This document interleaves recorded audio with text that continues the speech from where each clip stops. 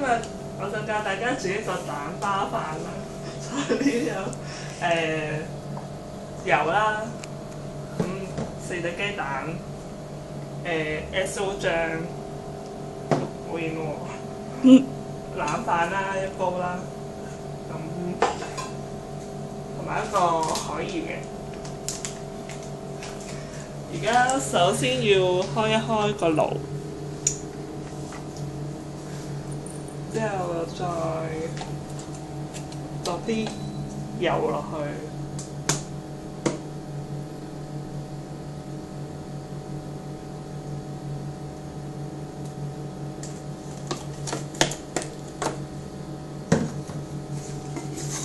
等啲油滾咗先。唔會彈到我個殼。咁之後就落冷飯落去炒啦。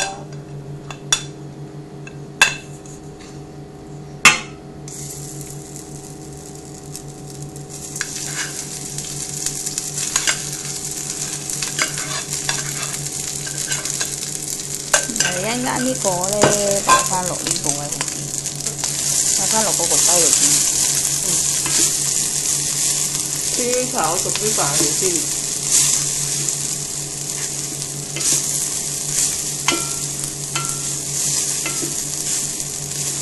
有冇匙羹？嚇？匙羹。匙羹揸住先。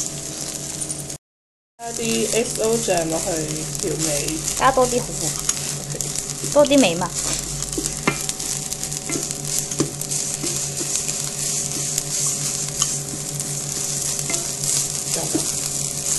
多少少，辣啲啊嘛。做咩咧？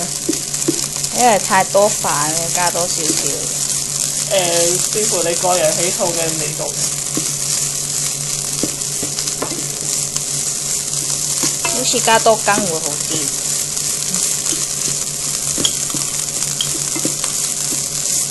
係啦，跟住就兜勻佢。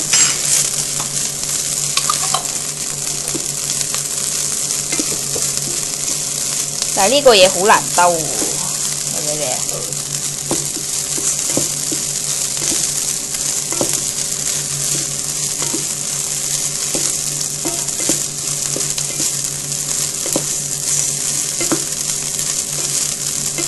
香噴香噴噴嘅。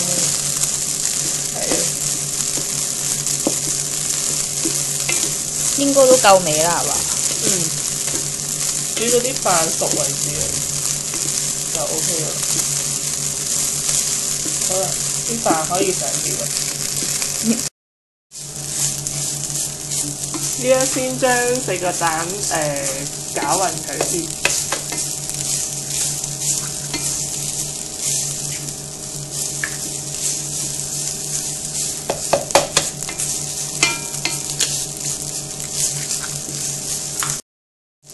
8瓣啦，8成1件。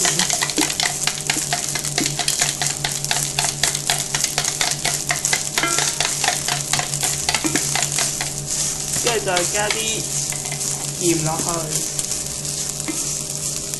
調下味咁。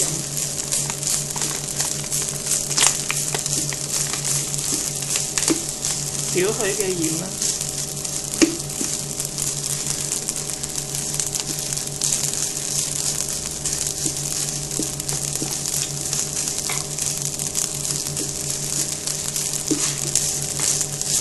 跟住再攪勻佢。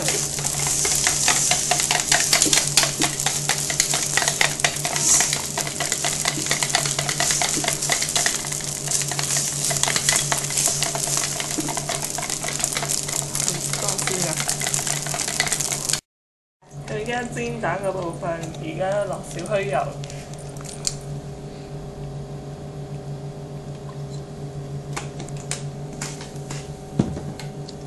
等啲油煮滾先。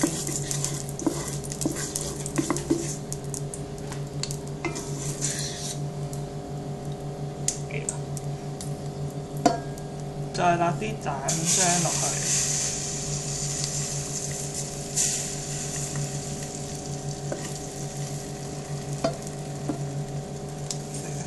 一定要落晒。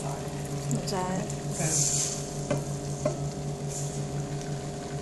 轉頭再發啫嘛。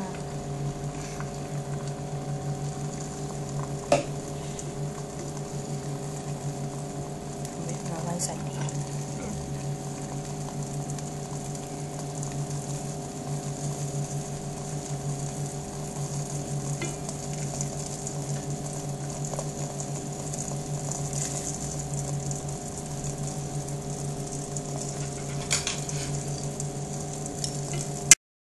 嗰邊先。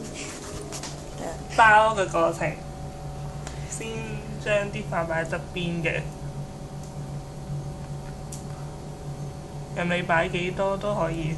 咁我嗰個咪可以擺多啲咯。係啊，都得嘅。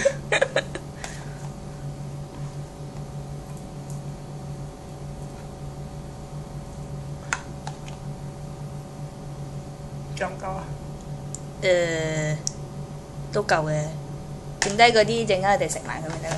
嗯。跟住就將個蛋皮對接。好熱啊！你個煲。好啦，個包嗰個過程之後可以放茄汁啊，或者蛋黃醬落去鋪面啊。任大家放幾多都得。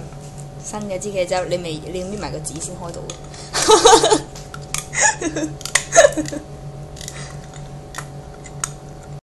呢個就係我哋完成嘅作品啦。